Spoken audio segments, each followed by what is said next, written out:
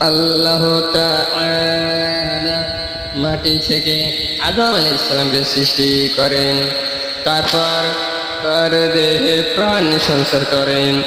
আল্লাহ ফেরেশতাদের জানিয়ে দেন যে পৃথিবীতে একজন প্রতিনিধি বা খলিফা সৃষ্টি করতে যাচ্ছেন।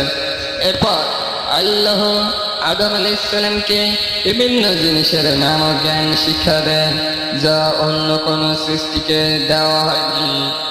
আদম আলাইহিস সালামের জ্ঞান ও মর্যাদা দেখে আল্লাহ ফেরেশতাদের তাকে সিজদা করার নির্দেশ দেন।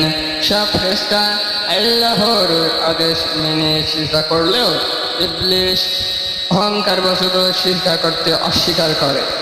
সে বলেছিল, আমি আগুনের তৈরি আর আদম মাটির তৈরি, তাই আমি তাকে সিজদা করব না।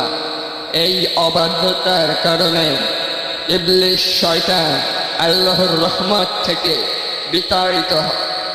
পরে আল্লাহ আদম আলাইহিস সালাম এর জন্য আর স্ত্রী হযরত হাওয়া আলাইহিস সালামকে সৃষ্টি করে।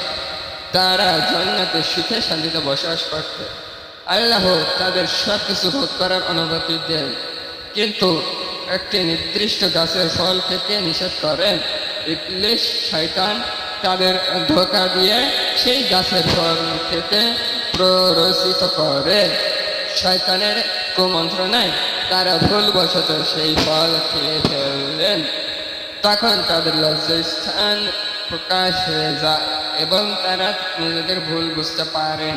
আদম আলাইহিস সালাম ও হাওয়া আলাইহিস সালাম নিজেদের ভুল স্বীকার করে আল্লাহর কাছে তওবা করেন। তারা বলেন, হে আমাদের প্রতিপালক, আমরা নিজেদের উপর জুলুম করেছি। আপনি যদি আমাদের ক্ষমা না করেন এবং দয়া না করেন, তবে আমরা ক্ষতিগ্রস্তদের অন্তর্ভুক্ত হব। আল্লাহ তাদের তওবা কবুল করেন, কিন্তু পৃথিবীতে পাঠিয়ে দেন।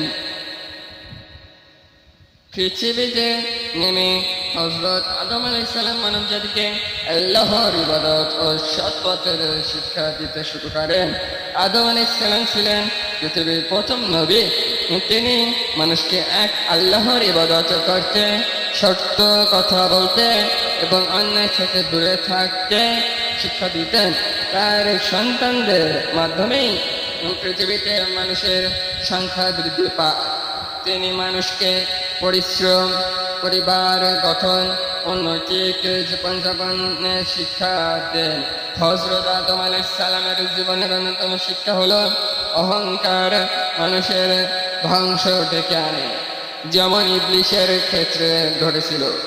আবার ভুল করার পর আন্তরিক তওবা করলে আল্লাহ ক্ষমা করেন, যেমন আদম আলাইহিস সালামের তওবা কবুল করেছিলেন। তার জীবন আমাদের শেখায় যে মানুষ ভুল করতেই পারে, কিন্তু আল্লাহর দিকে ফিরে আসাই সফলতার পথ। ইসলামের ইতিহাসে আদম আলাইহিস সালামের জীবন কাহিনী মানব জাতির সূচনা, আল্লাহর আনুগত্য এবং শয়তানের কুমন্ত্রণা থেকে সতর্ক থাকার এক গুরুত্বপূর্ণ শিক্ষা বহন করে।